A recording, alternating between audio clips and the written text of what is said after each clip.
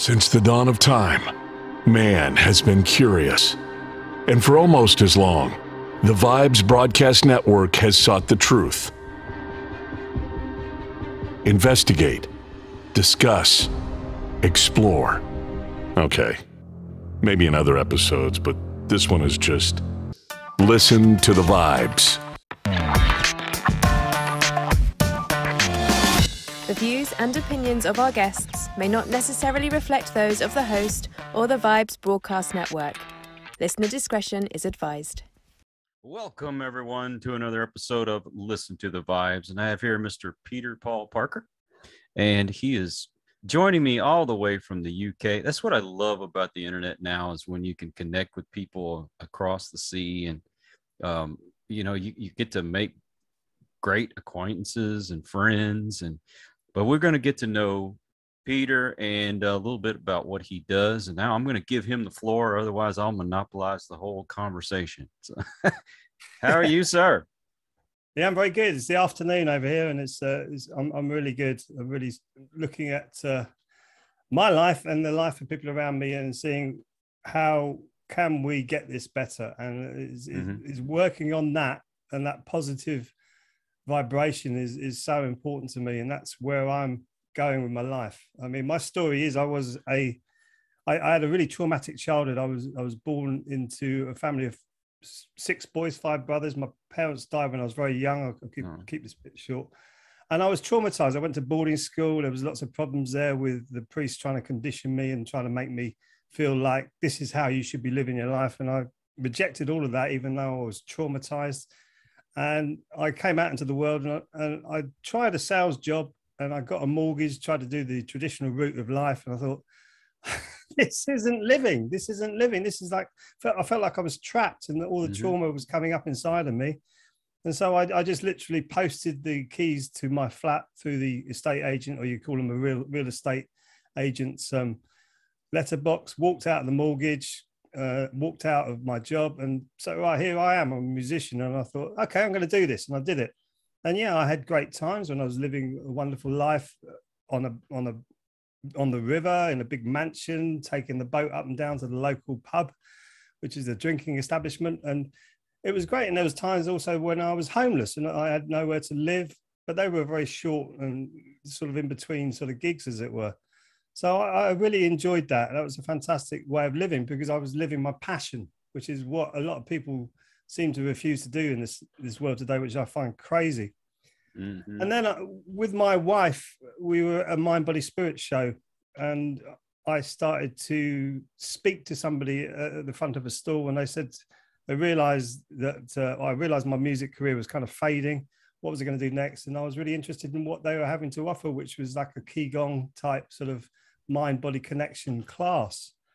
And I thought about it. I thought, yeah, I mean, I've had out-of-body experiences before, which made me realize that everything that's in front of us is illusory, is not everything, but all the conditioning and programming and everything that's offered to us as a society is completely not right. There's a twist and a turn to all of it. It's so corrupted.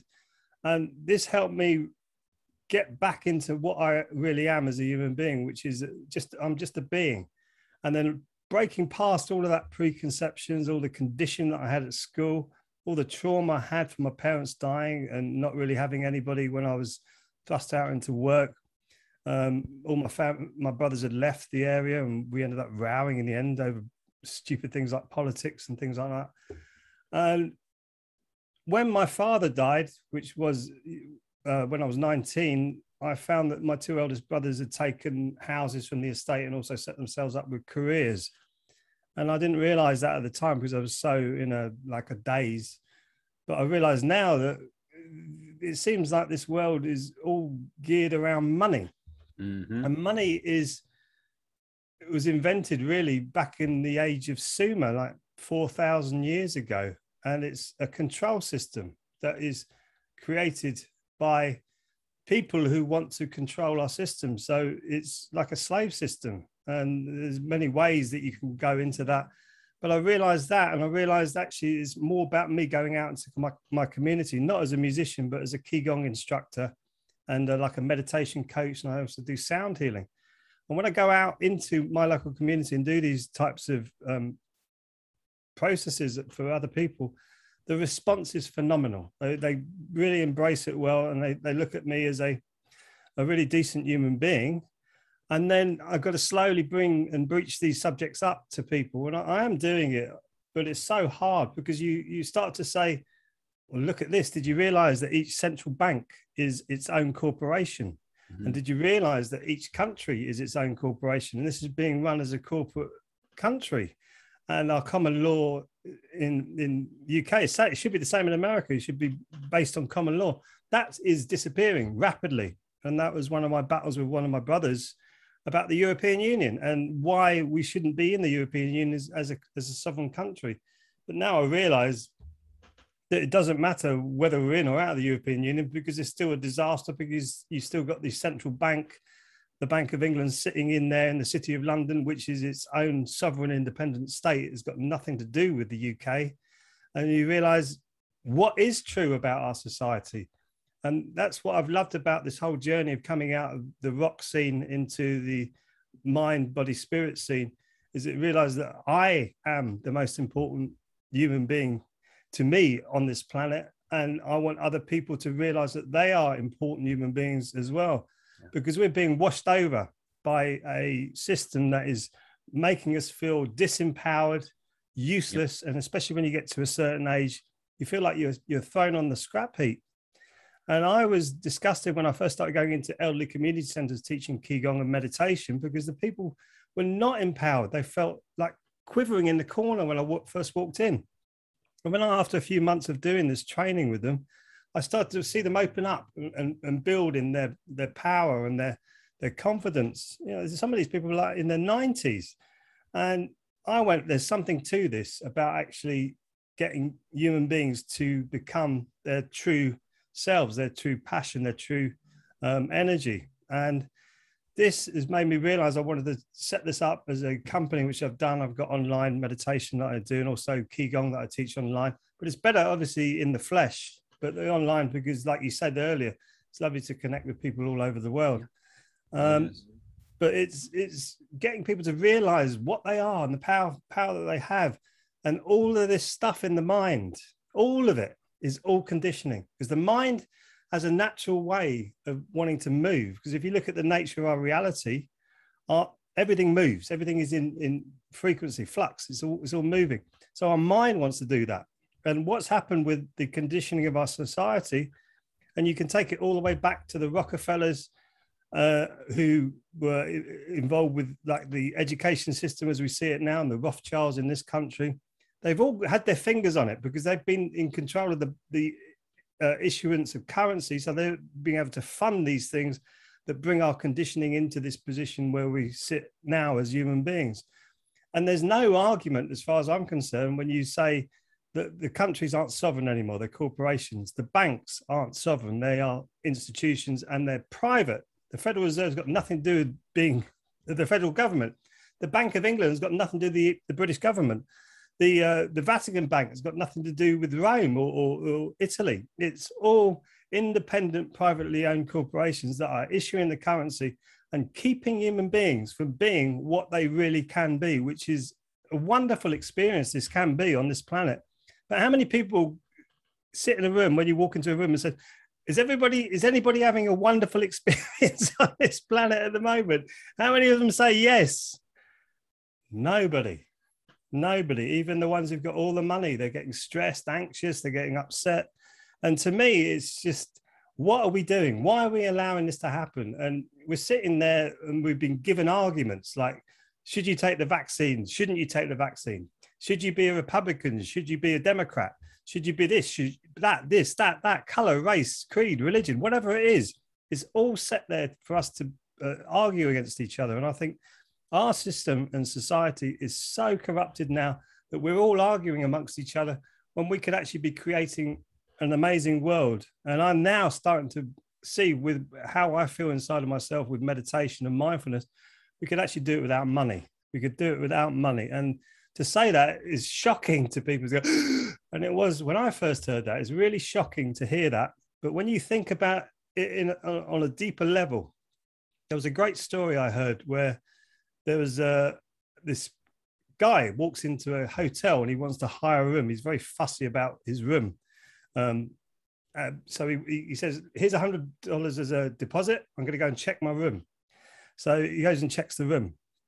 As he's doing that, someone walks into the hotel who's like he's a dry cleaner. And he says, the hotel concierge says, I owe you $100, don't I? Here's your $100 to pay for the cleaning service that I did.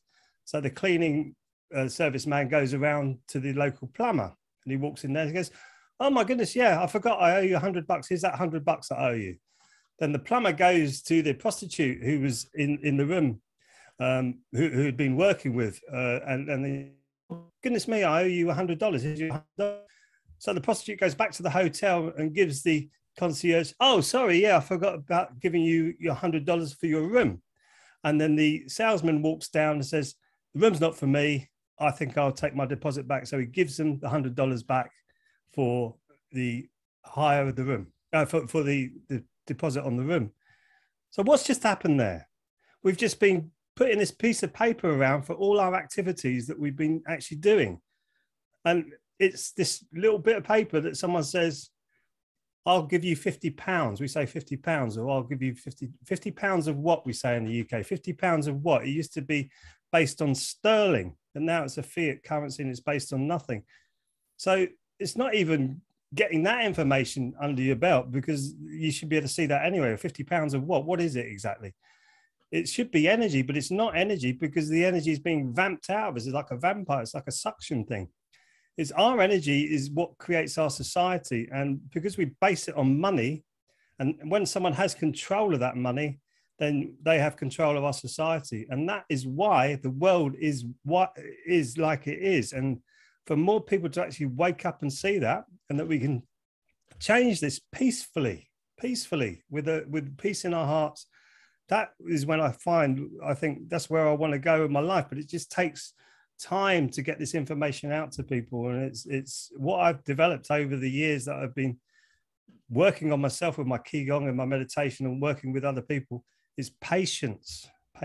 Even though I just gone and hit a massive information out there in one go, it's patience and getting this information out there to people very slowly so that they can absorb it, realize it, and then work on it. Well, you talked about meditation and things like that. One of the parts of meditation is the positive affirmations that we are supposed to tell each other or tell ourselves each and every day. And the reason behind that is if you constantly get that message over and over and over in your brain, then you start to believe it. Just like when you're watching television and a commercial comes on and they keep telling you the same things over and over again, you start to believe these things. Yeah. And look what social media and the media companies out there and the politicians out there, they keep pumping this negativity into you. So you start to believe the negativity. I mean, how long did we spend to try to empower ourselves just to have somebody tell us that we don't have this power, that we have to rely on the governments and all them to take care of us? And I'm sorry, I don't need the government to take care of me. There's actually supposed to be working for me, not me working for them. But let's get back to the positive affirmations and telling ourselves how, we are important, we have power and things like that. And I'm assuming that with your meditations and the Ki Gong and all that empowers you to realize, hey, I do have power within me. I don't need the government. I don't need, I don't need that, whatever cigarettes or whatever they're putting on the commercial to make me a special person. I mean, how many times have you seen a commercial say, you want to be popular, you need to buy this product? It's unbelievable. I liked Ronaldo is an enormous football star in Europe. I think he plays for Real Madrid now, but he used to play for Manchester United. But he's enormous. I mean, he's like multi-millionaire. And he sat down at a press conference recently, And this is how ridiculous the world is. And there was a bottle of Coke placed there. It wasn't really product placement, was it? It was just sitting there in front of him, in front of like Coca-Cola while you're doing sport. Anyway, he moved it, put it down, and then picked up a bottle of water and put it there. And he went, aqua. And that's all he did.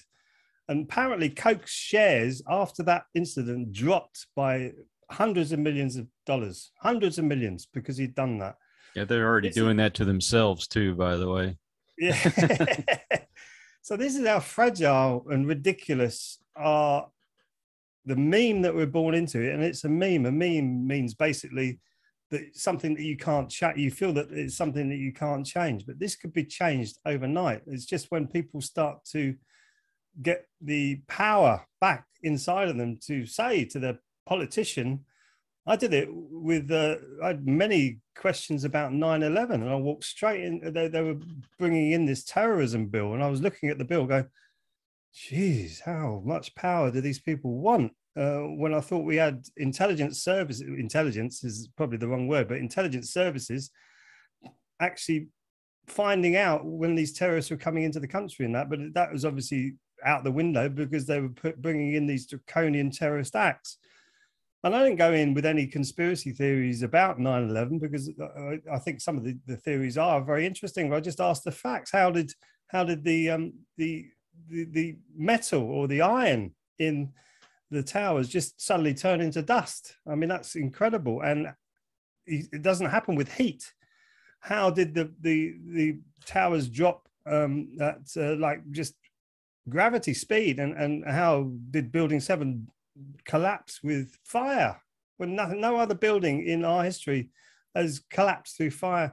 And there's been no official explanation on that collapse. And how did 18 people with box cutters defeat the most supreme security system in the world? How did they do that? And it's none of those answers. Also, how comes Osama bin Laden was working for the CIA? He was a CIA operative at the time, and the people who were on the FBI list who did this, how comes they're still in Saudi Arabia? They're ringing up the American and British government saying, hang on a minute, why you got me on this list? I'm a taxi driver in Saudi Arabia. I just brought these questions up. And now I did the same thing with this vaccine, asking about the vaccine and saying, is this a vaccine or is this a prophylactic treatment? Is this actually going to be having the virus in the vaccine, or what is it? Is it something to stimulate the immune system to protein spikes coming into your body? And I did actually speak to the director of Public Health England in this community in Kingston area. And all she kept saying to me was, well, I trust the scientists, don't you? I trust the scientists, don't you? I trust the scientists, don't you? And no disrespect to the woman. She's a lovely woman, really lovely intentions. But I realized so indoctrinated to a system that is so corrupted. And what can you do to say? And I brought up really important, really important visions that I had of this, of like when you get vaccinated, usually the pain is just in the area that you get vaccinated in. And you get part of the virus in that vaccine. Now, this thing shoots all the way through your body. And it's like a prophylactic treatment where protein spikes come into your body and actually thicken your blood. And the NHS in this country has actually been looking into investing blood thinners to be able to distribute through the country, because they're realizing that this vaccine is thickening everybody's blood, and that's why they're getting blood clots and dying from it. And well, we're not allowed to talk about that. Don't you know that? I know, but I'm saying this to Public Health England, this woman from Public Health England, but you're not allowed to talk about facts. No, and she wasn't saying it wasn't a fact. She wasn't saying that. That's what gets me about all of this, is when you bring up the real thing. It's like with the masks. There's no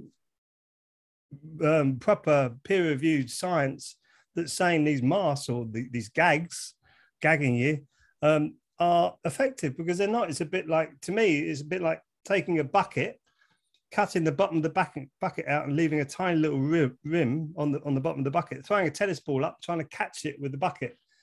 About 1-2%, you might bounce it off the little rim. The rest of it's going to go straight through the bucket. That's about how affected the masks are. Let me tell you something. I talked to a guy from OSHA, which is the Occupational Safety and Health Association. He told me wearing a mask is like trying to keep mosquitoes out of your yard with a chain link fence. Yes. So it's even bigger. I'm probably going to get taken down from YouTube for saying that, but hey, we'll keep it up as long as we can. People need to know the truth about this stuff. And if wearing a mask makes you feel better, makes you feel safe, then by all means do it. But don't force that on me. You know what I mean? What I worry about is the mentality of actually putting on a mask to make you feel safe, because to me, it feels like my work with meditation, it feels like people are hiding from themselves. They want to cover themselves up. And that's to me, that's what it is. They're keeping us from seeing each other's faces. And I mean, my grandson's not even 2 years old now, and most of his life, he's seen people with masks on. And I think that's sad. You should see a human's face. You should see the smile on somebody's face. You should see the expressions on somebody's face. I'm sorry to cut you off. It's just that's a very sensitive subject for me, because I love to interact with human beings. I don't like going through the self-service lines at the grocery store. I don't even care if I have to wait an extra 10-15 minutes before I get to somebody who's at the checkout counter, because I want to interact with a human being. Yeah. I'm sorry. Go ahead. That's okay. You say, how are you doing today? And then you find something to have a bit of a laugh about, or something to sort of interact with. And it makes your life more, you're more connected. And I think you're more connected with the field around you then. You may be changing somebody's whole day by talking to them. Yeah, you can do. You can change their life with one conversation. Thank you. One line, you can change that. And that's, funnily enough, that's what I feel that the overarching control system doesn't want us to do. They don't want us to discuss anything. They don't want us to talk with each other. They want us to be fearful of each other. And to be fearful of like germs and bacteria and all this stuff is madness, because if we didn't have germs and bacteria in our gut, we'd be dead. We wouldn't be surviving in this area, exactly. This world. But human beings are designed to interact with each other. And if we don't, we're cutting off this, what I call the body connection, because our body connection has this impulse to be around other human beings. Some of us want to be hermits. There's a lot to be said for that. People want to keep their own company, keep their own way out society. And I felt I've got a little bit of that in me, but I feel also that has been increased in intensity because of the madness that I walk into when I walk into society, and when I start to talk to people and they go, where did you just come from? It's like, I'm here, I'm just human, the same as you. And I get many people saying, oh, I never saw it like that before, or I never thought about it like that before, because their conditioning is so narrow focused. They're so focused on this is what life should be. And I've sat there with many of the psychologists in my life who've come into my life telling me that they called it a manic depressive. I think it's bipolar now. And they said, well, you're manically depressed. I said, oh, I'm not depressed. It's just, I'm trying to find a way of actually expressing myself in this world that's before me. And they say, frustration. Yeah. And they say, well, they're trying to tell me it's human nature. And I said, what, at that point in my life as a young boy, I said, what is human nature? What is human nature? You're telling me human nature is for me to want to pick up a knife and put it through your throat. You think that's human nature? I said, no, that would me having a distorted energy. That means there's something wrong with me. Or you to tell me this is how my life should go, that means you've got distorted energy. You're trying to impose your will on me. Whereas you should be guiding me, if anything, and you're not guiding me, you're just telling me this is how I should be. And this is where it's all gone completely wrong with humanity, is we're losing our heart-based guidance for each other, and we're coming into the left brain and trying to get it organized and routine, like everything should be in this certain structure. And it's madness to me, and always has been. Being more right brain with loving music and creativity and having creative conversations with people, that's me. going into this other side of the world, they were saying, well, you should be a salesman and this is your career and this is how you're going to do it for the rest of your life. Is like, that's not me. That's not how it's going to work. Thank you very much. And that's where I had the battle with these psychologists. And I really didn't like psychology until I came across Carl Jung, when I realized it was just energies coming through you. With psychology, they want to put you in little boxes and say, well, you're this and you're that and you're this and you're that. Whereas Carl Jung was more saying it, well, if you're conditioned this way, you're going to be expressing this energy in this way. And you're conditioned in that way, you're being expressing that energy in that way.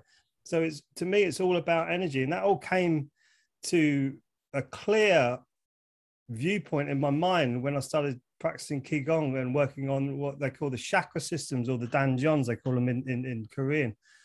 And you realize that if you're wrong in your lower danjon and your power has been taken away, you're going to naturally come up into the left brain and try and order it. And that's what they've done. They've ruined our lower chakra system, coming up into the left brain, giving you, this is your truth. Hold on to it for grim life, because you've got no power or grounding onto your earth. So you have to go somewhere else to get your safety. And where does that lead you? Straight into the hands of your local giving, loving government. Mm-hmm. Now, real quick, two things. Can you explain what Ki Gong is? And here's another thing, because I've actually seen people come out and they make fun of people like us who believe in chakras and the energies and things like that. And out of, and I've always been a very skeptical person about everything. But I'm a paranormal investigator, but I'm very skeptical about things. But until I've actually experienced things like chakra energy and past life regressions, things like this, they've worked for me. So how would you go about, maybe, I mean, I don't want to say trying to convince somebody, because you don't want to impose your beliefs on somebody else, but it may be to explain why you believe in these things when other people make fun of it. Yeah, it's a very, very good question. It's and I built up my empirical evidence to say that. I would never have said that 10 years ago. Say, I would never have even dreamt I'd be speaking like this. Right. Because I've seen other people like that, and I was probably one of them on the other side laughing at them, thinking, what are you talking about? They think it's hippy dippy stuff. Yeah, exactly. Ki Gong, Ki means energy, Gong means utilizing well or even mastering. So it's a whole part of the five ways of traditional Chinese medicine. And it's the physical and energetic part of Chinese traditional medicine, even though it's Korean, what I did. That whole way of looking at your health from the East, really, Ki Gong was part of that. So you're looking after your body, you're looking after the mechanics of your body and how the energy flows through your body. So you have two distinct things. You have a physical body, but also you have an energy body. And when you realize you have an energy body, you can actually start to feel it. And Ki Gong helps you to really connect with your energy. And that's when you realize your energy's on or your energy's off. So there's been times when I'm thinking, I'm going to be a real pain in the ass here to this guy. And that means you're connecting with that really bad energy, and you are. But then you could have turned that around at any point. Oh, I could have turn it around at any point. No, I'm going to be open. I'm going to be pleasant. I'm going to see what they got to say. And then if I chose to be a pain in the ass, I can be. I've got that choice to change that energy at any point. And it took me a long, long time to release the anger energy from people like Tony Blair and George Bush and stuff like that. It took me a long time, I must say. But I realized at that point, I was holding on to that anger, and you hold on to it with your liver, which is why I used to drink like a fish to try and just get rid of all of that anger. Mm-hmm. And I realized all I'm doing is hurting myself with anger, and I'm hurting myself with too much alcohol. Being in the rock world, I mean, goodness me, it was just like normal to be drunk every day. And I realized that was terrible. So Ki Gong helped me realize about my energy system and how it works. With the chakra system, I got into sound healing. Sound is everything. Sound is the resonance of everything on this planet. And if you listen to Nikola Tesla, whose mind was brilliant, and we wouldn't have a lot of this technology we've got today if it wasn't for him. He said, if you want to find the secrets of the universe, look at sound, frequency, and vibration. So everything has its vibratory sort of levels. And when you look at cymatics, you can see when they put sound frequencies through a metal plate with sand on it, it creates certain shapes. Yep. And we have this inside of us. Each organ has a certain resonance, and each chakra actually has a certain resonance. And what blew me away, and this is because I did not believe in the chakra system at all. What blew me away was the idea that you could have a certain resonance for each chakra. So I bought the chakra tuning forks, and I started to take these tuning forks over the chakras. And when they were underachieving, they would go dead. And when they were overachieving, they would light up. And I would talk about each attribute of the chakra to somebody who had no idea what they were talking about. And I wasn't saying that I was doing this with your chakra system. And I would say, this is, I found this and I found this. I would say, you're underachieving on your power. Do you feel tired at the moment? Do you feel, or asking them questions, how do you feel at the moment? And I feel like, oh, I'm a bit tired. And their lower chakra would be sort of under performing. And say your solar plexus, which is about you and your interaction with yourself and your ego. You feel, well, and the solar plexus would be underperforming. They would have very low self-esteem and feel very disconnected from everybody, because the solar plexus actually comes up to your heart, which is your love, empathy, and compassion. So that would be down. So I would be doing these chakra treatments with the tuning forks and hearing back what I was experiencing with the tuning forks. And to me, that was when that happened to me, that was like a paradigm changer. I thought, geez, what is this being hidden from us? From this, they tell us like in our ancient scripts that this is what it is and this is how it works with you, but it's all done in sort of like a code, almost like they're trying to keep it away from something that's looking over an overview of our society, looking down at it and saying, well, they're not actually telling each other that at the moment, so everything's okay. Once we realize that our chakra system can change, or our energy system can change the environment around us, that's when we become empowered. And that's when we can look at this world. And many people who are doing this are saying, actually, I live in this world over here, and I'm looking at your world over there. I'm living in a utopia compared to that, with my mind and my body, and getting out into my garden and growing food, enjoying the environment, creating a beautiful garden around me, creating beautiful friends around me.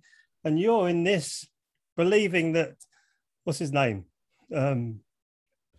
Anyone's going to come along and heal you. Like Joe Biden, for instance, is going to come in on his horse, knight in shining armor, to rescue you from your life. You got to do it for yourself, and you can do it. If I can do it, and you've done it, anybody can do it. You could. It's just about your perception of how this life is. If you think you're the material body, that means you're in the stress and you're anxious. You're in the fight or flight, the sympathetic nervous state. You're in that state, because what that naturally does is bring your energy into your body and out to your extremities. So you also get hooked on cortisol, which is like the stress hormone. So you're continually coming into your body. So when you start to talk to people about this kind of stuff and they're in that really stressed state, they will say, what on earth are you talking about? Which really makes me laugh now. But at the time, I'm saying, if you were to really embrace this information and get it inside of you, you can turn that stress state around very quickly and become much more relaxed, more easy about your life. And you'll start to discover your life purpose and why you're here and what you're doing here. Because these are the big questions that nobody seems to ask anymore. And we've been given the Redeemer complex from our religions to say you have to go through somebody else to get your connection to the higher force, whatever that be, or whatever you call it, like God or the consciousness or divine energy, whatever you want to call it. You have to do it for yourself. Nobody else is coming in to do that for you. And what we seem to have happen in our world is people have come in and hijacked that connection. So they're taking that connection away from you having the power and sovereignty to do it for yourself, so that you have to go through them to do it. And to me, that is really messed up. When I first realized this, I thought, what on earth is going on? And who, more importantly, Who would want to do that to another human being? Who would want to impose themselves that much on another human being that they want you to go through them? It's a weakness. It's all about money and power. Yeah, yeah. And control of you. Yeah, it makes you feel like you're lesser than, that you can't go, unto God yourself and say, hey, this is me, this is my problems. Why do you need to go through somebody else to speak to God? Or, whoever you believe in. I'm a Christian. I believe in God, but I'm a spiritual person. I'm not a religious person. I don't believe in religion. So I'll get that out of the way, because spirituality is a whole different thing. I agree with you. I think the teachings of Jesus was amazing. And I remember first going into religious studies and listening to the words of Jesus. Something, I even get goosebumps talking about it now. Something sparked up inside of me going, wow, who is this guy? This is amazing teachings. And then it came to a little while, a few classes in, and then I put my hand up and says, why aren't you monks living like Jesus? I was thrown out of the class. The teachings of Jesus are, whatever he was an enlightened being. And some people say what didn't even exist, but I believe that he did go through the Vedas, travel through India, and he was another recognized master, a really big spiritual spirit. He's a spirit, he's an energy. Yeah. And he taught you to question things. Yes. And you look at his life, right? He did not agree with the establishment at the time. He was a rebel, right? That's right. He did not agree with the Roman occupation of them coming in. He didn't agree with the Jewish people who were running the synagogues at the time. He was fighting with them. He didn't agree with anything. And the only time he used physical force, which goes back to what I was talking about earlier, was to kick the bankers out of the temple. Mm-hmm. I don't want you in my temple. And then when you bring this up to a Christian, you go, well, he didn't want these bankers in his temple. Why are we doing this now? Why are we allowing this to happen? Because possibly the bankers have taken over the religion. Have you ever thought about that? I saw a brilliant film about, it was actually a box set about the Borgias, I think they were Spanish, and how they were in the Vatican. And it's just the opening scene, which really sort of sums this up. What I'm saying is you've got this encrusted glove with all these rubies and gold and this bowl, this beautiful encrusted bowl that comes out from the right side of the screen. And the left hand side of the screen, this really dirty hand with really tatty clothes on, reaches out as they meet in the middle, that the grubby hand drops the money into the encrusted bowl, and then the money goes back towards where the glove came from. And I went, and when I first saw that, I thought, that is definitely the wrong way around. That is someone with all the riches taking the money from those who are poor. And that's what's happened in our society today. In this latest year or so, we've had the biggest transfer of wealth ever in our world. Billions have gone to the corporations. More and more people at the bottom end of the society are struggling to live. And they're even talking about people choosing between heat and food this winter in England. And I'm thinking, oh my God, geez, how bad has this got to get? And how more obvious has it got to get before people actually realize what is going on here? So spirituality, whatever religion you're in, doesn't matter, because the spirituality is at the heart of that religion. And when you actually speak to somebody sincerely about Islam who know what they're talking about, you see that Sharia law and all this other stuff that's over the top of it is cultural. It's got nothing to do with the religion. And if you look at if the religion of Islam had been taken over by Prophet Ali or Imam Ali, who was number 2 to Muhammad, it would have been more like Buddhism. It would have been like a Buddhist type thing where they would have been more in peace and with themselves. And it's the cultural part of Islam that's been taken over, that's been pushed into this, what they call the jihad, which really was supposed to be the jihad inside of yourself, which actually comes from the Vedas, which is the battle between the demons and the demigods inside of you, which is you, which is what God would have called the devil and the Christ spark. Whatever you want to call it, doesn't matter. It's all the same. It's that battle inside of you. And human beings have like cherry picked, oh, this will do me because I want to go and express myself as a thug and a terrorist. So they cherry pick something and do that with their religion. Whereas to me, it's all about connecting with yourself and actually looking at this world and realizing what you are and where you're at. And I love personally reading about the Vedas because they talk about the different ages. Like you've got the golden age, silver age, bronze age, and then you've got the iron age, which we're in at the moment. And it's easier for you to wake up and see what you don't want in this world today. And what amazes me is that people are looking at this world and do you want this? That's the question you got to ask yourself. Do you want this? Do you want to read in a newspaper or a magazine, which is almost coming out now in the mainstream media to say, for instance, Fauci could be involved with the gain of function funding that happened in the Wuhan lab. Do you want that? Do you want that? There's a possibility in that statement, and nobody is actually looking into it. Do you want that in your world? I would say most people should say no, but people are saying, I don't know. They're sort of like indifferent to it, ambiguous. It's like, come on. What is the matter? And I've always said this. What is the matter with everybody? Why are you doing this? I used to take that as a victim for myself. Like, no one's listening to me. I can't be heard. Now I'm seeing, actually, there are more people listening to what I'm saying because more people are saying what I'm saying. And to me, it's not about me. It's about the energy that we're putting onto the planet now that's going to wipe all of this off.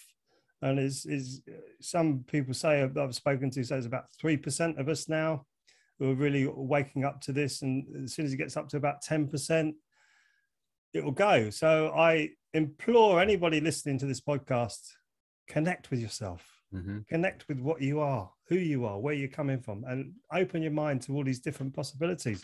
Even if you think Ki Gong and the chakra system is all a load of gobbledygook, just look into it, try it. Experiment with it and see where you come out with it. Because if you go into it with an open mind, you might really surprise yourself. But if you go into it with a closed mind and you think, no, there's nothing to this, guess what? You will see there's nothing to this. You can block it. And that's the amazing thing about us, that we have this protective system where we can block outer energies coming into us. We don't realize that as well. And I learned that when I was in my flat in Staines many years ago, when I had this dark entity kept coming into the flat, and I was waking up at 2 or 3 o'clock in the morning and feeling like I'd been robbed. I was looking around the room thinking, this thing's missing in there. There was nothing missing. It was all illusion over my eyes. And then I was speaking to a friend who was very spiritual at the time, and he said, you've got the dark entity in there. You just got to tell it to go away. I said, it can't be as simple as that. He said, yes, it's as simple as that. You just tell it, go away. So I was lying there one night and I could feel it was in my room, and I peered up over the bed sheets, looked down at the bottom of my bed, and sure enough, there was something starting to manifest at the bottom of my bed. And I just said to it, go away. You're not welcome here. I don't want you here. Go away. And sure enough, the thing disappeared, and that never, ever happened again. It never happened again. After many weeks of this going on, 2, 3, 4 times a week, it never happened again. And that, I realized then, we have the power to stop this negative energy coming onto us, but we need to turn it off. We need to turn off the radio. We need to turn off the television. We need to turn off all these things that are trying to hold this meme that we're born into together. And when we turn it off, and then someone actually comes to you once you've detoxed from the mainstream media, and someone comes to you and goes, well, did you hear about this? They're gonna drop this now, and you'll say, hang on a minute, what are you talking? They're gonna drop this? That doesn't make any sense. And then you realize what's coming out of the mainstream media makes no sense whatsoever. Makes no sense whatsoever to you as a human being. If you go along with the story, you'll get swept into it, and it will take you on a ride that is horrendous. If you come out, step back from it, and actually start to create the life that you want, which is a big question. What do you actually want? That's when everything changes, and that's when everything becomes positive, because you have the power to do it for yourself. Exactly. Okay. Back to Ki Gong. Do they call that Qi Gong? Qi Gong is the Chinese version. I Okay. teach the Korean version. Okay. I wasn't sure about the difference between them, but can you kind of tell everybody what exactly that is? How I teach it is you connecting with your body. So you'll be doing like joint rotations. You stretch out the meridians, and meridians are scientifically proven energy lines that go through the body. So, and you're tapping, a lot of tapping the body. So you're strengthening the bones, the bone marrow production, a lot of tapping, stretching, but moving in a certain way. So you're moving mindfully. When you think about how we move, most people have got tense shoulders, and it's a very, like, just a simple, they call it clearing, when you bring both hands outside and come down the central channel of your body. Most people have got their shoulders up because they don't move in the correct way. That's wasting energy. So Qigong is about you keeping your energy for yourself and starting to build up on your energy system, because we give it away. We just give it away so easily. Yeah. So it's like rotating the joints, moving the body. Then we do Qigong routines, which would be like Tai Chi. So every Tai Chi movement is a Qigong movement, but not every Qigong movement is a Tai Chi movement. So you can do a Tai Chi routine and call it Qigong, but you can't do a Qigong routine and call it Tai Chi. Qigong came first, which is a healing art. It's for you to heal your body. And that involves breathing, lying there, deep breathing, sitting there, meditating. Qigong is literally everything that you can do for your health when it comes to your mind, your body, and your spirit. So breathing, moving, meditating. Balance. But I love the routines when you start to move the body without any tension, and then you start to flow with the energy around your body, and your body starts to feel very, very light and very, very soft, and you feel very, very connected with the field around you. And that's what really got me. As soon as I started to move my body and really focus 100% on my body, my stress and anxiety, they went like that. To get rid of the trauma, taken me many, many years, but I'm starting to deal with the trauma. I don't think you ever really get over some of the abominations that you see in your life, but you learn to cope with it better. And I think that's what Qigong has done for me. It really got me to connect more with my body, get rid of this ridiculous traumatic and emotional roller coaster that I was on in my earlier life, to make it more what I want to do. And I just love teaching it live. I do it on the internet as well, but I love teaching it live. And I think it's something we should all think about, like deep breathing, moving the body as often as we can, keeping the joints flexible. If you think about it, I always use this analogy. When you put a vintage car into a garage for 30 years, you cover it up, you make sure no dust gets in there, and then you bring it back out, you put a fresh battery in there, you start it up, it'll probably start first time, no problem. But if you do that with a human body, it will come out and it will be dead, because you need to be moving your body all the time. And all this sedentary lifestyle where people are just sitting on computer screens, I'm seeing people problem with their hips in their 20s now. And we're designed to move our bodies, and we are being pushed into these positions where we're stuck on screens all day, and we're sitting down there on screens all day and we're not doing anything. Whereas look at our hands, they're amazing creatures, amazing inventions. And yet when I do little Qigong movements where you try and move your fingers individually, and most people can't do that. So they're not connected with their body. And when you put one palm up and one fist up, and then you push out, and then you switch one palm on the left hand and your fist on the right hand, then a palm on your right hand and a fist on your left hand, and you push out like that, most people can do that quite easily. When they bring it to their body, they can't do it. And there's a change there. And what's weird about it is I'm saying, you are conditioned to go out and not to come in. And this is where all your stress and anxiety is coming from. So Qigong is bringing your mind more into your body, so you're more connected with your body.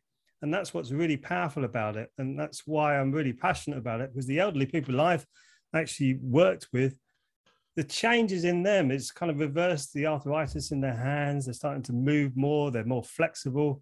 They're more bright. They're more positive about their lives. And it's just about them connecting with their bodies. That's what I find absolutely phenomenal about the whole practice.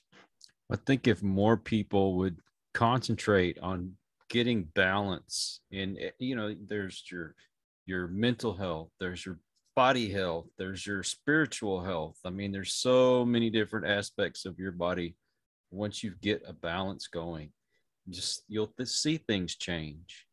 Yeah, I can testify because, I had a mental breakdown several years ago and went into the hospital. And when I went there, they gave me all these different medicines, and I wasn't going to get better unless I was taking these medicines. And I took them for years, but I never got better. And I couldn't find, why am I not feeling better? Why am I still depressed? Why do I feel anxiety and all that? I switched to meditating, and, I lost weight. I did all these things to change my life.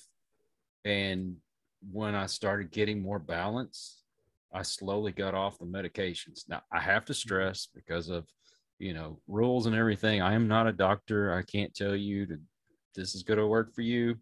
I'm just telling you, this is what worked for me. I started getting more balance in my life. I got rid of a lot of the stresses, the anxieties. When I meditated, I would tell myself everything's going to be fine. When I would go get in a situation that would normally cause me to have an anxiety or a panic attack, and now I'm handling them so much better. And I don't have those medications. And I'm slowly getting off of, like, the diabetes medications and the blood pressure medications and the blood thinners and all these things, because I'm getting more balance in my life. Now, granted, I have other health issues. Don't want to get into that, but I'm finding that more, I don't know if you want to say spiritual type healings, things like that, are working better for me than the Western medicines are. It's your mind. I've just come across humming. Jonathan Goldman's just started to push humming, and look at the sign. There's actually been scientific studies on it, and I laughed when I first said humming meditation. You gotta be kidding me. And I started doing it. It's a vasodilation. It lowers blood pressure, makes you feel more connected with your body. And so I put something up on YouTube, just a 5-minute humming session, and it's really simple. And I've been doing it for the last week, actually. And oh my goodness me, I feel like I'm just floating through life. I feel so connected with it. And it's you really focusing on that resonance in your body. And when you do a low hum, it's a different area that vibrates to a high hum. And that is you connecting with your chakra system, because you're rattling different chakras when you're in. And it's all about your intention, what you intend, which is why I'm saying, if people intend, they don't want to believe this stuff, it won't work for them. But if you come in with the intention of, okay, I'm going to hum this, I'm making my own resonance, I'm going to do it for myself, let's try it. And that's why I put a lot of stuff on the YouTube for free. Lots of classes. I've got Ki Gong classes, Ki Gong movements, opening shoulders and things like that, because I want you to empower yourselves, all human beings, to empower yourself so that you don't have to take medication. You don't have to rely on somebody else for your health. Mm-hmm. And I'm not a doctor either, so I'm not telling anybody to do anything, but I've seen many people coming away from the medications, because we are living in a allopathic world at the moment, where they're treating the symptoms, and they'll give you something for your symptom, which will create another symptom. So they'll give you something else to treat that symptom, which will give you another symptom. So how many symptoms do you want to heal before that cycle stops? Before it stops? Mm-hmm. And it's like I told you, I'm into the paranormal, and we use a lot of objects as talismans. And it's not so much the object itself that has this certain power to it. It's the intention that you put into it. So if you believe that this necklace that I'm wearing is going to bring me protection when I go in somewhere, and you wholeheartedly believe that, you put energy into that, you make it so. And I don't think people quite understand that concept. You have to go in already believing, like, I believe I'm going to be successful. I'm not going to just try. I'm going to go do this thing and I'm going to be successful. But you have to believe it. And if you don't believe it, then what do you expect is going to happen? You're going to fail.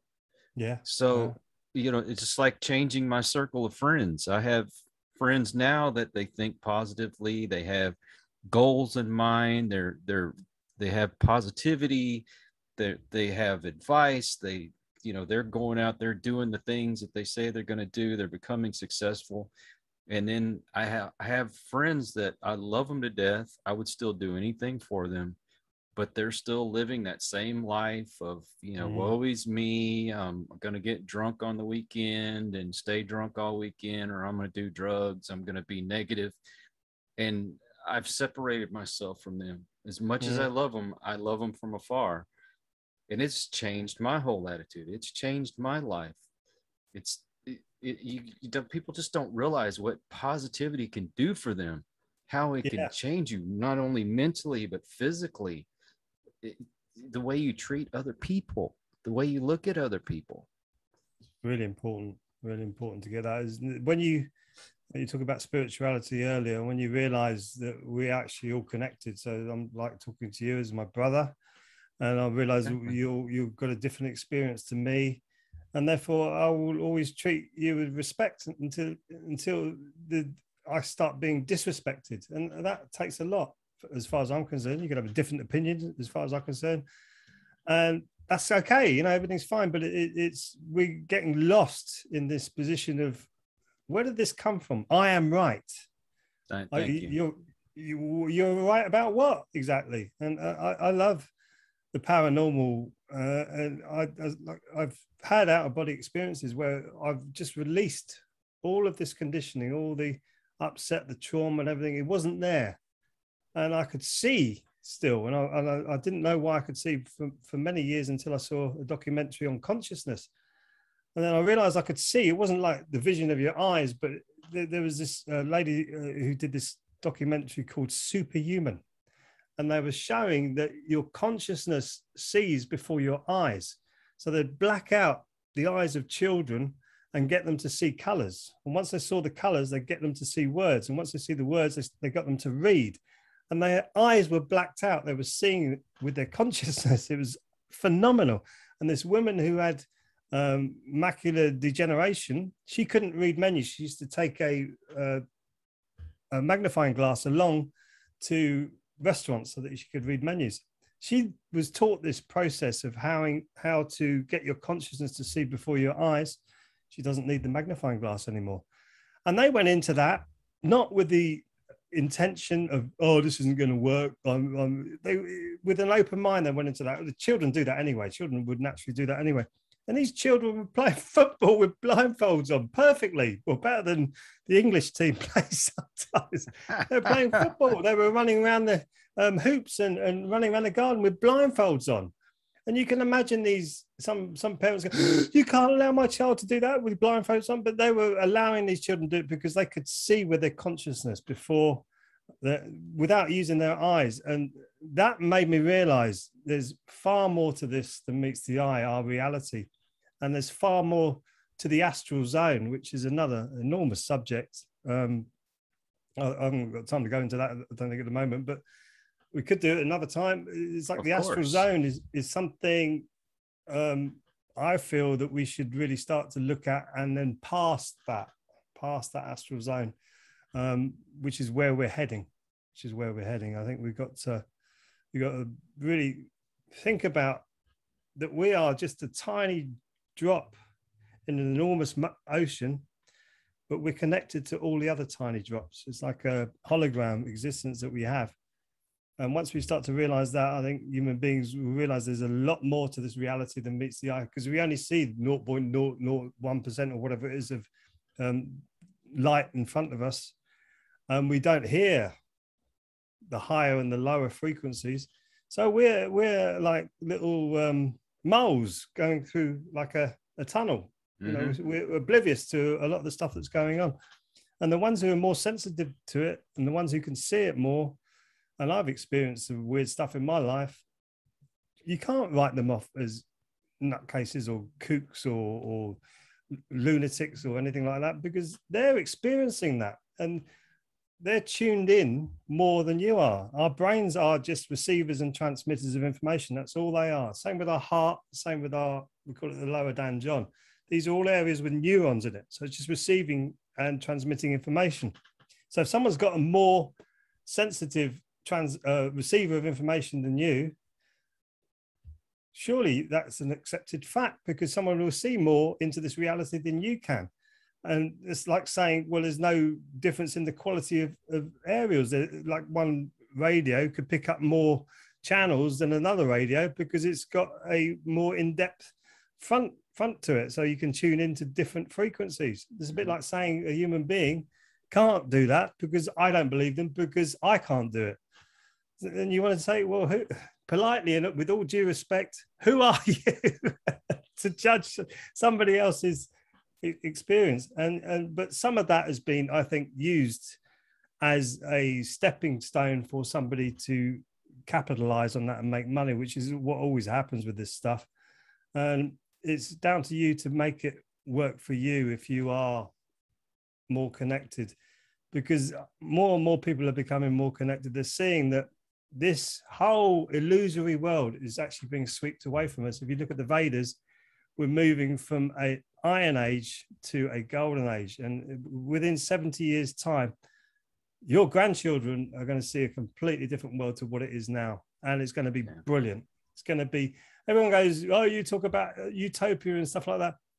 It's a golden age. Basically, it would be harder for you to connect more with your body to realize that this earth is just a learning process, and you go higher up the evolutionary scale. It's like we're evolving, our energy is evolving, and we're learning on this earth. When you go into the golden age, when it's all wonderful and beautiful and perfect, you won't learn so quickly. So there's a positive side to this being so bad, is that you learn more and more that this is wrong, what we're doing. And if it wasn't there, what lessons would you have?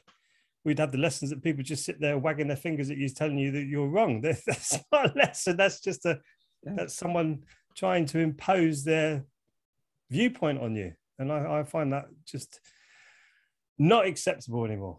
Not acceptable. Well, if people didn't think outside the box, we wouldn't have a lot of the inventions we have. I mean, how many people told the Wright brothers they were crazy for thinking they could fly? And now look at the airplanes we have. Yeah. And another thing, I mean, everybody needs to keep their minds open to things. Try something different for a change. There's been a saying that it goes, even if God wasn't real, he's necessary.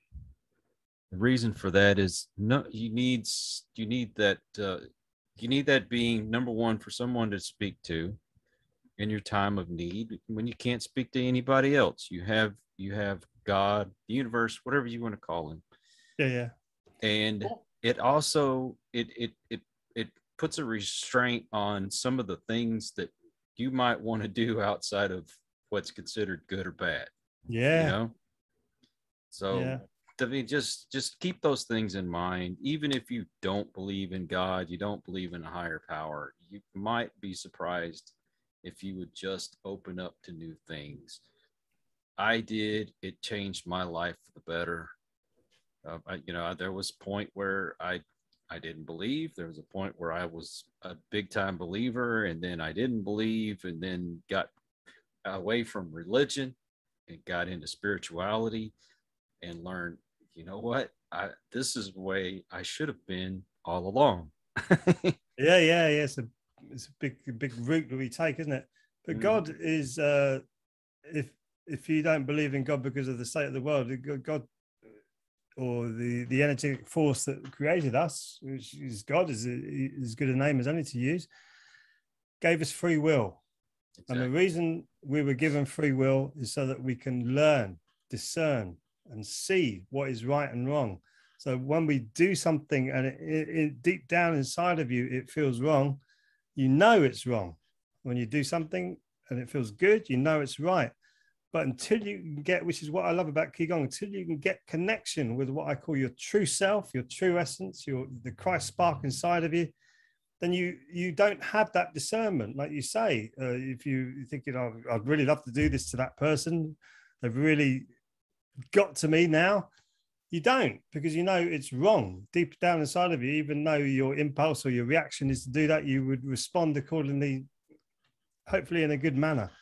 And that's you learning your freedom of choice, your free will to do what you need to do. And that's going out the window is what I call common sense. Is well, it left the building many years ago, which is our natural wisdom. And that's what Ki Gong has taught me about. They call it the upper danjon, or the sixth chakra, which is your wisdom, your intuition, and your vision.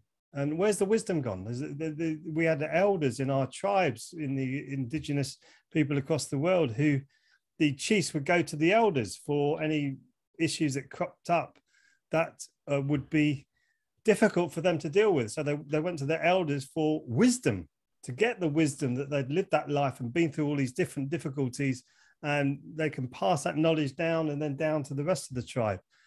That wisdom is gone out the window. You've got like people who are not wise at all running our world, running our systems, and they're training us to be not wise, and our intuition is going, so we don't feel anything anymore. We don't intuitively see that we can change things. We don't, and our vision of the world is being hijacked, so that we look at the world and go, oh my goodness me, there's going to be an economic collapse. Oh my goodness me, there's going to be a third world war. Oh my goodness me, the climate is changing. The climate changes every day, by the way.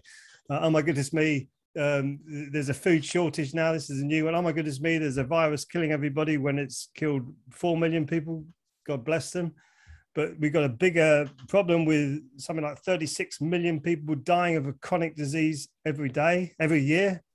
And that's not being looked at, but the 4 million from the virus is being looked at, and we're put in lockdown because of that. But anything else outside of that, it gets ignored. So this is all channeling our perception into this negative world that they want us to live in. And you don't live in it. All I say is just don't live in it. It's easier said than done. I know I've got time invested in this matrix. I've got time, I've got money, I've got businesses, I've got this, I've got that. Yeah, like Jesus said, pay them with their own money. And what he meant by that, I feel, is that, yeah, it's there. You can come in and out of it and use it. Don't live in it. Don't live in it. Pay them with their own money. If they want their money, it's just something that they made up anyway. So, but what gets me is people that just accept there's a big rise in energy rates here in this country, where this is madness. We said there's not enough carbon dioxide to put in the refrigerated trucks to bring food across, but there's too much carbon dioxide in the atmosphere for us to we have to change our carbon. But to me, it's just like, oh, I don't know. I've kind of lost track of what I was saying, because it's so confusing when you're trying to focus on what they're talking about. You go, no, I don't want to do that anymore. I don't want to live in that world. And once you realize that it's not as bad as it seems when you come into your own body and you look out and you turn it all off, you realize, actually, my life isn't too bad at the moment. I need to make it better, which you can do. There's plenty of money in the world if you want to go and start a business up, but you don't have to be invested in their world. You don't have to do that. You can do it for yourself. Well, God says we're in this world, but we're not of this world. Yes, that's it.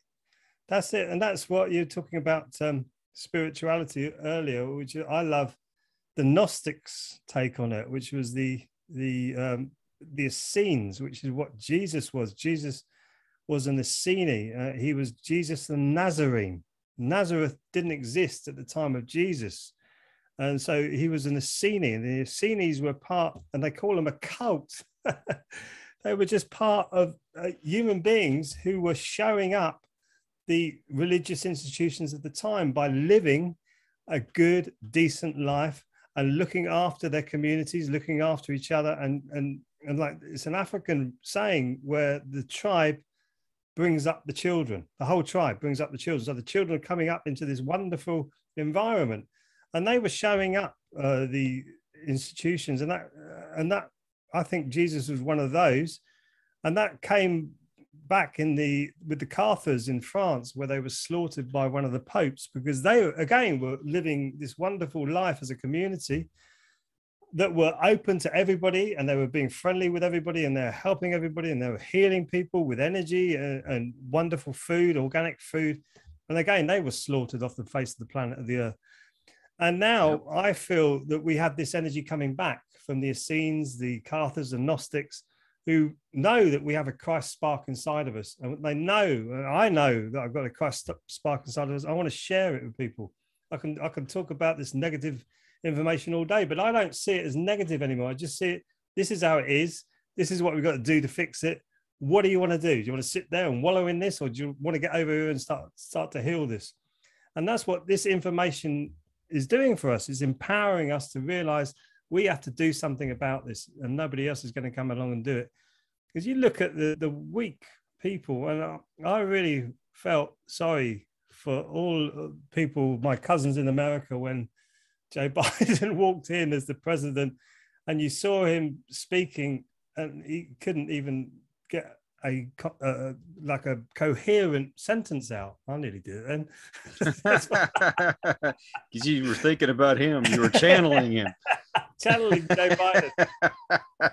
And honestly, my head dropped into my hands, and I went, oh my goodness me. Oh my goodness me. Not that I think any politician is going to do any good for anybody. But if that is not a Rockefeller puppet, you will never see one. I mean, he's all over.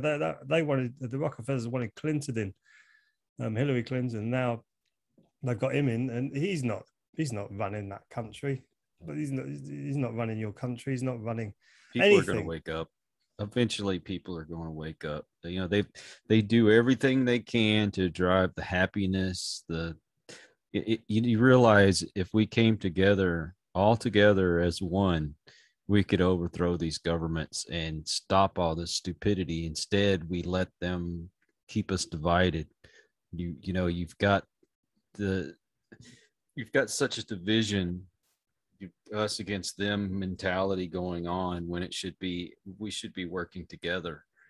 But unfortunately, you know, they vilified you know, if you've got the vaccine, you're part of the wonderful. If you're unvaccinated, you're the evil ones. And they've driven another wedge. You know, you're white, you're black, you know, white people, all the white people are evil.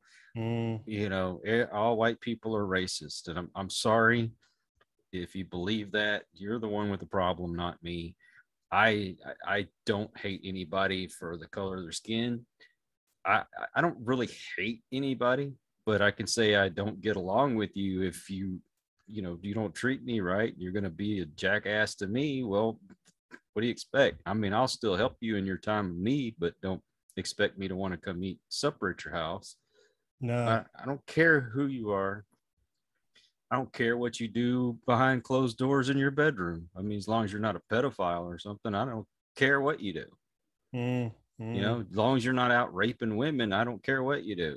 You know, that again goes back to our internal radar of realizing what's right and wrong, and then imposing yourself on anybody else in any way, shape, or form is wrong.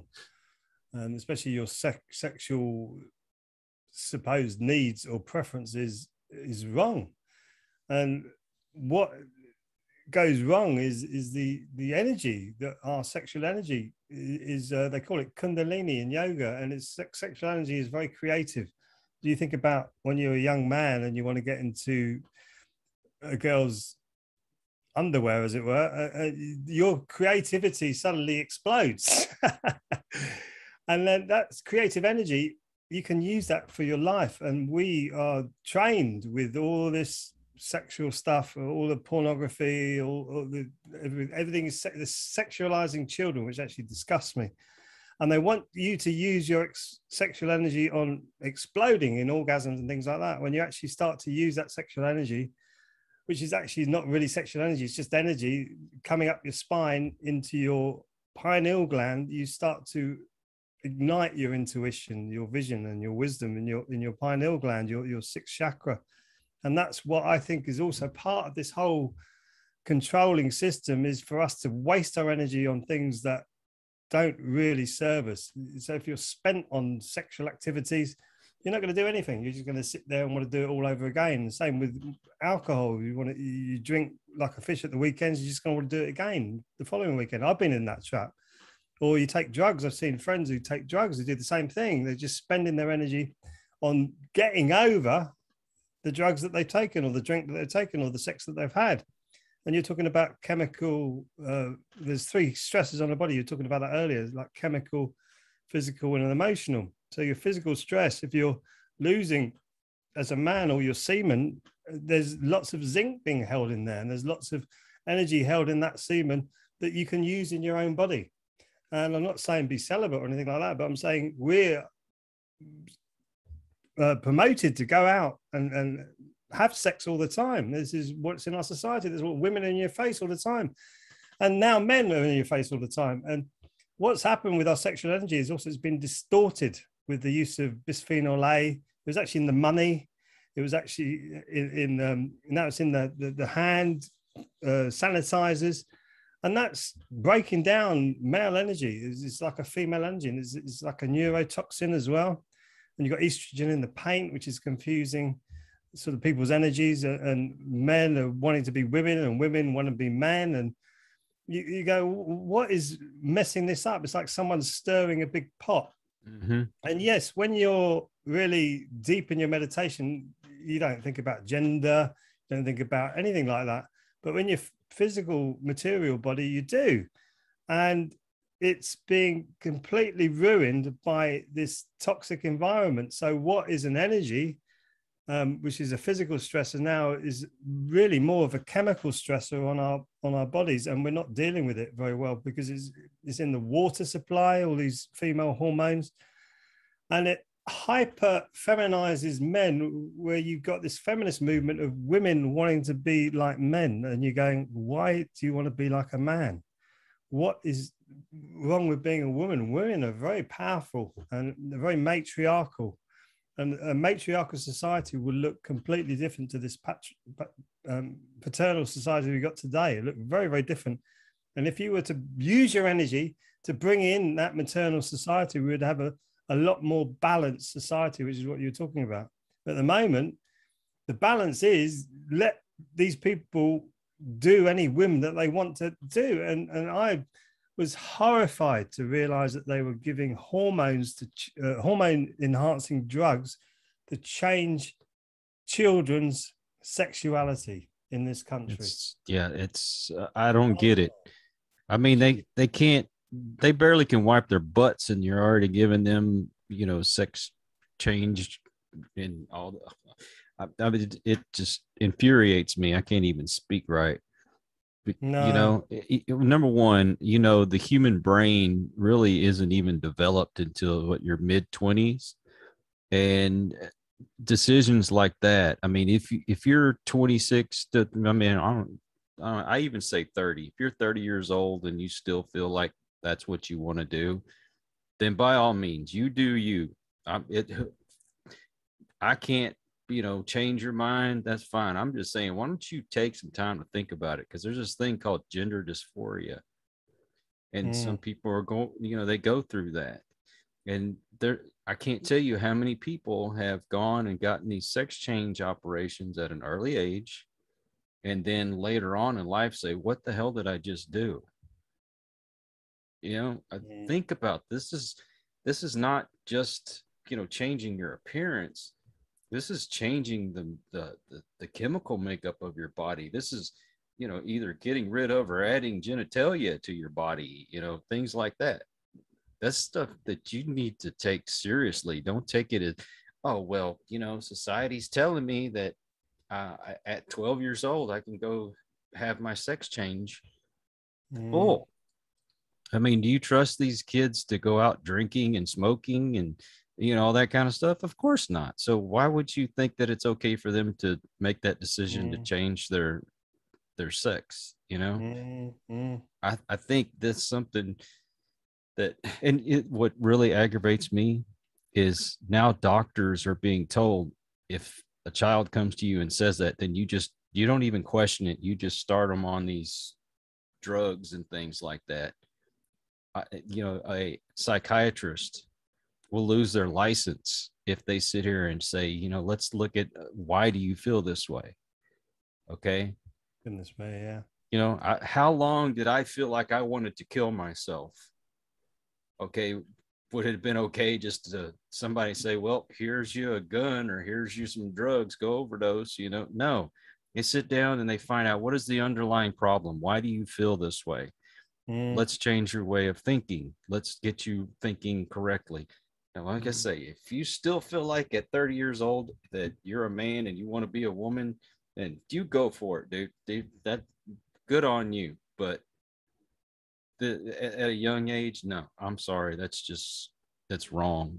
I think you're messing with their minds and you're going to make problems even worse. It is messing with their minds. Yeah, it is messing with their minds. And it's, to me, you could even quote the Bible as saying that when they're messing with the natural world, it's an abomination. And it's the natural world. You're born into that. Maybe it's some kind of lesson that you need to learn from having maybe a more powerful female energy in your body than a male, or more male energy in a female body. Maybe that's a lesson that you have to learn until you're ready, that you really do feel like you say, you need to change it. But that's something you need to sit and watch, observe, which is what I say about the Ki Gong. You observe your thoughts. Once you can detach from your thoughts and observe them, and your impulses and your feelings, your thoughts, your emotions, you're detached from them and observe them, you realize that they're not you. And you could be, with a society that goes down that route, you could be taken off with any whim that you possibly have. So to me, it's absolute insanity. And it is, as far as I'm concerned, an abomination what these people are doing with everything, from the whole eugenics movement and wanting to get rid of what they perceive to be a weaker gene out society because people haven't got the aptitude to make billions and billions of pounds, to wanting to change children's sex because they've got a whim that they want to change from a boy to a girl or a girl to a boy. It's an abomination. Absolutely, all of it is an abomination. And yep, you've seen what they did when the eugenics, they tried to keep, there was a couple of families who did it, who tried to keep their gene pool inside their family. What happened to them? They all died. So these people who come up with these ideas and thoughts are lunatics. Literally, they're lunatics. They do not know what they're doing. They come up with a whim or a thought and they think that they can put it across society, and they do, because they're in control with the money supply, in control of the education system. So all this garbage comes across from them onto us, and the ones who are seeing it are going, what is going on here? Why is this happening? Who thought of this? And the people who are responsible for this, that needs to be researched. And someone said, actually, this came from this position. Because if you notice, a lot of the things in the news, you get people saying the same thing. It's the same agenda coming across, and literally word for word on some of the news stations. So where are these agendas coming from? Where are they coming from? That's what we need to find, is not the symptom. We get to argue about the symptom of what happens. We're not actually looking at the cause. What is causing this? And it's the same with our bodies, with allopathic medicine. It looks at the symptoms rather than the cause. So you might have a bad knee because your hip's out, or you might have a bad ankle because your knee's out. So your body's adjusting to try and work out how to walk properly. So if you fix your hip, you fix your knee, fix your ankle, fix your knee. We're not doing that with our society. We're not looking, going, well, there's the problem. This is where it's coming from. We've got to stop them doing that. And in the UK, we've got a institution called the Tavistock Institute, which does this. It puts out all this propaganda stuff that's coming out. In America, it really started with Edward Bernays and his book Propaganda. He tells you there's a secret government working all this stuff out, and they're projecting this onto you because they want you to be this way. And at that point, they wanted you to be consumers.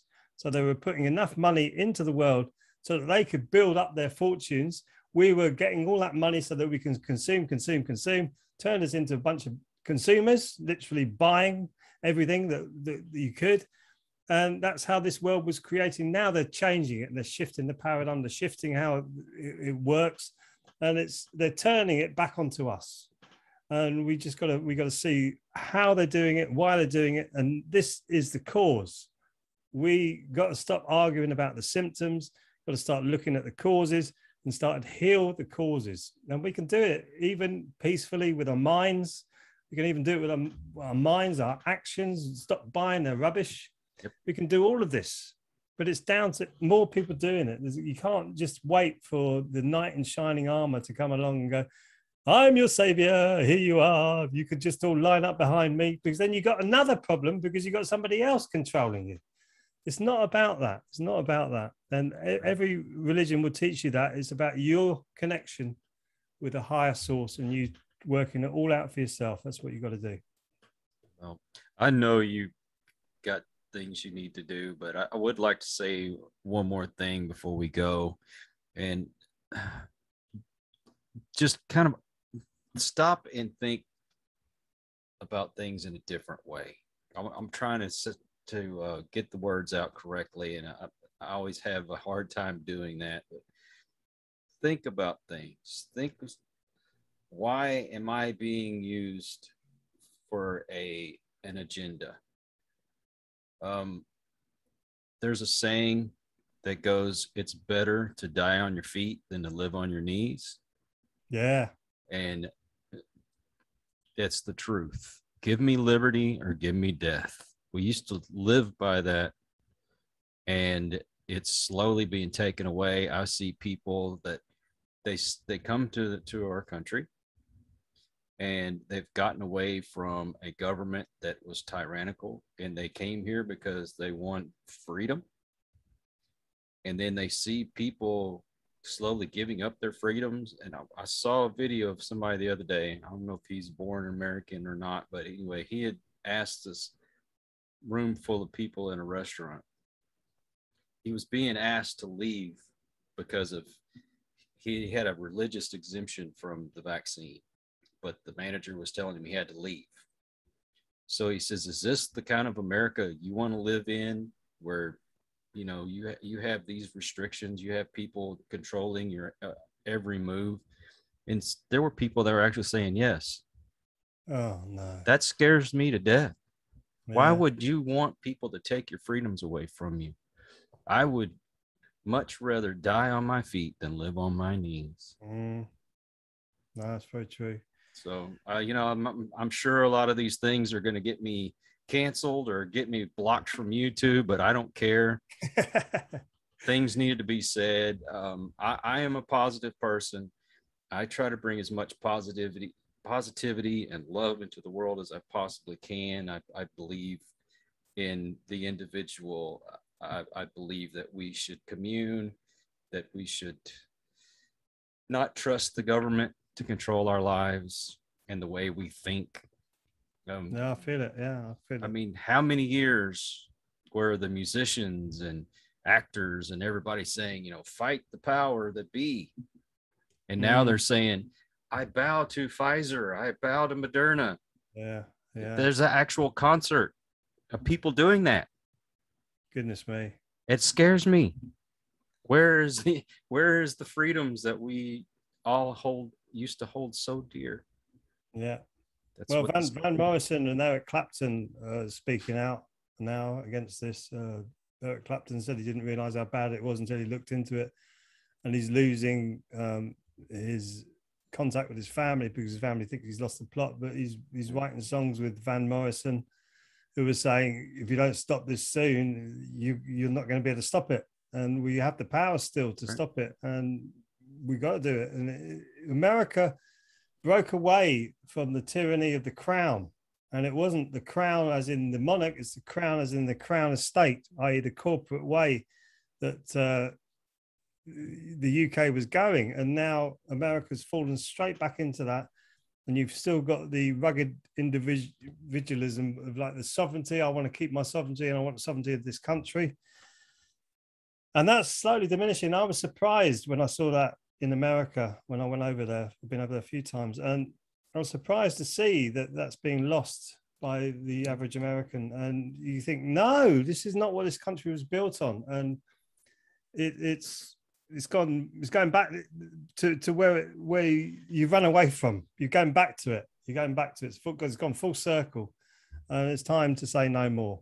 No more. And I think we all need to get our own constitution right in our own bodies, and then project that into the world as this is our constitution, and we'll all agree with it. If you start to say we live in an abundant planet with abundant energy that we've got, if nothing is crushing or pushing us or coercing us, we've got abundance. We live in abundance. An apple doesn't produce one seed, it produces many seeds for many apple trees. And we can do that. We can live in abundance with each other in peace and harmony. And we've got to really focus on that. I think we should go back to the barter system. Yeah, barter system, or even no money.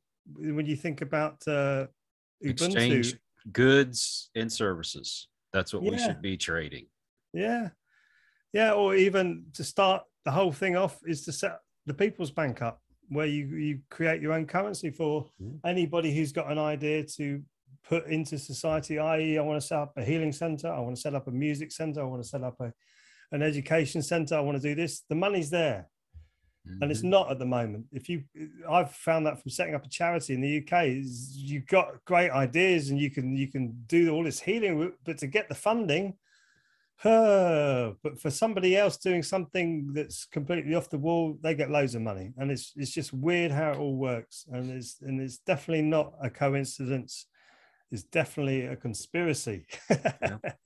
Well, you see, and I've said this before, and I'll say it again, that social media does not represent society as a whole. No.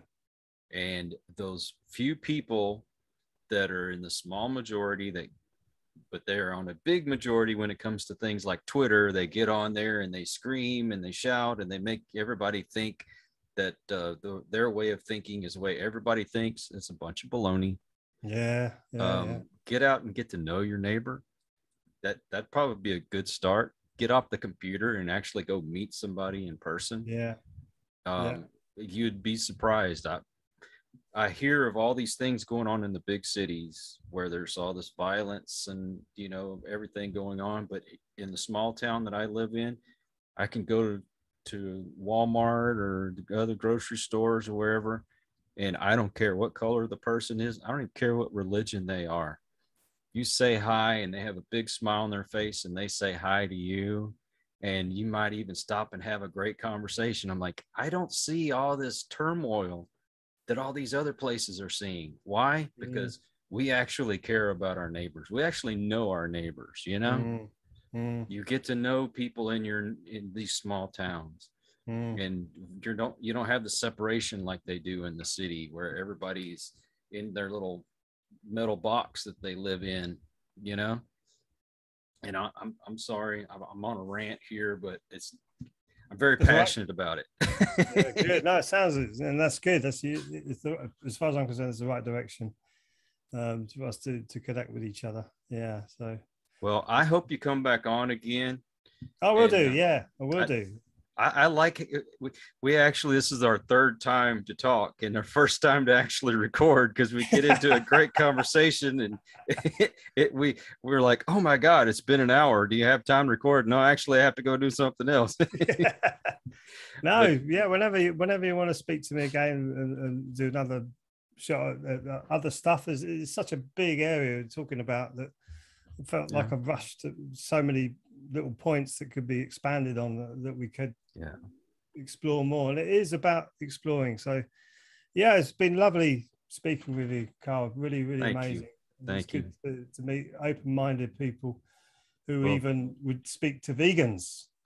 I gave him a hard time. I said, what, that vegan is a Native American word? And he goes, really? And I go, yeah, it means bad hunter. That's really brilliant. It's really brilliant. Yeah. But I know it's your afternoon tea and it's my morning coffee, but we should talk like this more often. And my platform is always open to you anytime you ever want to come on. And if we can do this again, that'd be wonderful, because I think your message is great. Other people need to hear it. And it comes from love. There's no hate here. We're not trying to put you down or anything like that. I mean, I'm always open to listen to anybody. If you have a different point of view than I do, I'm not so closed-minded that I can't listen. But, you listen to me too. That's all I ask. My position also is concern. I'm concerned about how people are programmed, and that's what I want to try and change. So, I've got to go. Okay. Well, thank you again. And I want to thank everybody that listens and watches us. If this is your first time, hey, we're so glad you stopped by. Please come back. And if you haven't already, hit that subscribe button. If you're a regular, thank you for your support, because without you, we couldn't do what we do. So until the next one, take care. God bless, and peace. We hope you enjoyed this episode of Listen to the Vibes. You can catch us on Buzzsprout or wherever you listen to your favourite podcasts, and on YouTube. Follow us on Facebook at The Vibes Broadcast Network